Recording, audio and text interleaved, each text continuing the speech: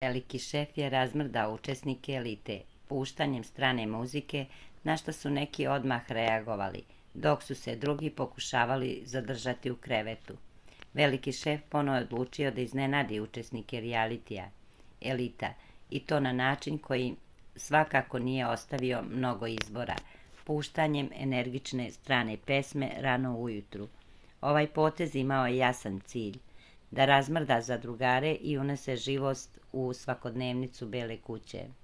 Reakcije su kao i obično bile podeljene, dok su neki takmičari odmah skočili iz kreveta, zaplesali i pozdravili dan sa osmehom, drugi su se lenjo prevrtali pokušavajući da ignorišu ritmove koji su dopirali iz zvučnika. Bilo je i onih koji su sa jastukom preko glave pokušavali da ukradu još koji minut sna, ali šefova odluka bila je jasna: kraj odmoru, vreme je za akciju.